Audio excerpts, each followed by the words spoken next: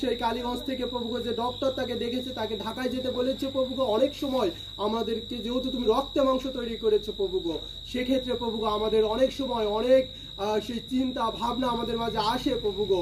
তুমি এই সমস্ত চিন্তা ভাবনা তুমি দূর করো প্রভুগো, এবং এই চিকিৎসার জন্য যা কিছু প্রয়োজন রয়েছে তা তুমি যুগিয়ে দাও। তুমি সে একমাত্র আমাদের আরোগ্যদায়ী ঈশ্বর প্রভুগো। তুমিই পারো এই সমস্ত অসুস্থতা থেকে সুস্থতা দান করতে প্রভুগো। এই সময় তুমি আরো একটি বার আমাদেরকে আশীর্বাদ দান করো এবং এই দিদিকে সুস্থ করো। এখানে বৃদ্ধ আরো একটি সন্তান রয়েছে প্রভুগো, দুইটি সন্তান রয়েছে, তাদের হয়তো বা পায়ে ব্যথা, মাথায় ব্যথা, বিভিন্ন অসুস্থতা থাকতে পারে। তুমি তাদেরকে যিশুর নামে সুস্থতা দান করো প্রভুগো।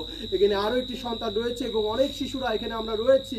আমাদের প্রত্যেককে তুমি সুস্থ শরীরে রাখো এবং ভালো রাখো, এবং আমাদের জীবন দ্বারা তুমি সেই গৌরবান্বিত হতে তুমি আমাদেরকে সাহায্য করো প্রভুগো, যেন আমরা প্রত্যেকটা মুহূর্তে তোমাকে ডাকতে পারি। তুমি সে আমাদের একমাত্র উপরালা, তুমি সে একমাত্র আমাদের ভগবান, তুমি সে একমাত্র আমাদের ঈশ্বর প্রভুগো।